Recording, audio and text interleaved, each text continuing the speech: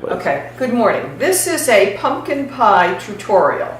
We're going to start with basic crust for a single pie shell pie, like a pumpkin pie, and then go on to the filling later on. Now, for pie crust, you need just 4 basic ingredients: flour, shortening, salt, and cold water. For a single crust pie, and this is a deep 9-inch pie, but I think that this is an appropriate amount for any 9-inch pie shell, you need to have about 1.5 cups of flour. Recipes will tell you only a cup, but if you start with just a cup of flour, you will be scrimping to roll it out, and it will be, you will have very little excess. And it's easier, flour's cheap, it's easier to make 1.5 cups and then throw away extra if necessary.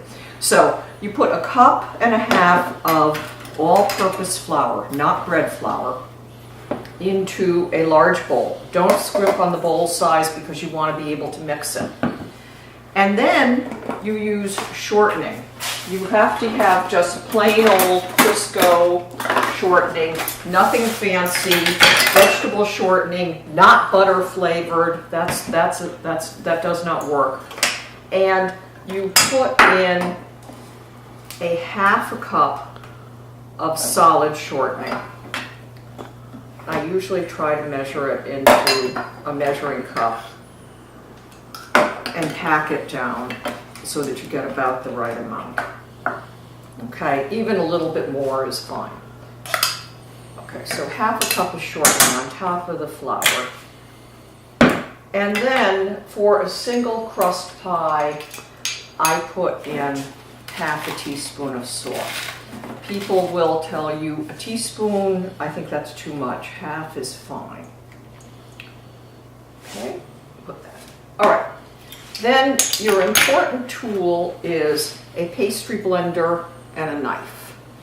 What we do is we kind of cut the shortening with the knife just to get it into fairly small pieces.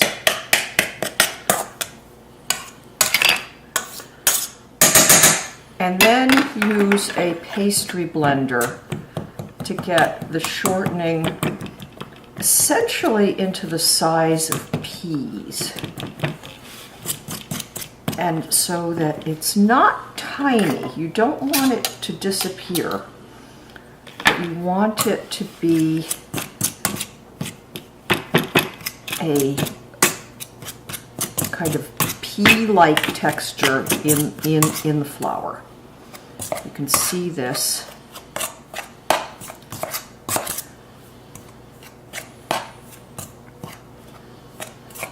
And don't be afraid to touch it and check it out and make sure that it has kind of a lumpy feel. That's good. See, it's lumpy, not too small, not too large, just lumpy. Okay? Then we take a fork and use your measuring spoons, take a tablespoon.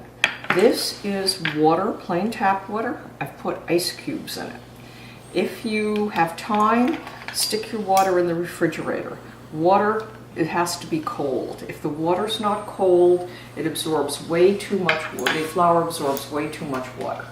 So I take and I start sprinkling in, for this size crust, about 4 tablespoons of water. And then I take a fork and blend this in. You don't want to go too fast because you want to get the flour hydrated and you don't want too much water in there. Now, if you're making a 2-crust pie, such as an apple pie, you can essentially double this recipe. You'll have extra dough, but you can always make a little pie crust jelly roll or something with your extra dough if you need it. But just don't scrimp on the amount of dough. Now that's about 6 tablespoons of water. and it's getting close. I don't think it's quite enough, but I'm going to touch it with my hands to see what kind of ball I can make.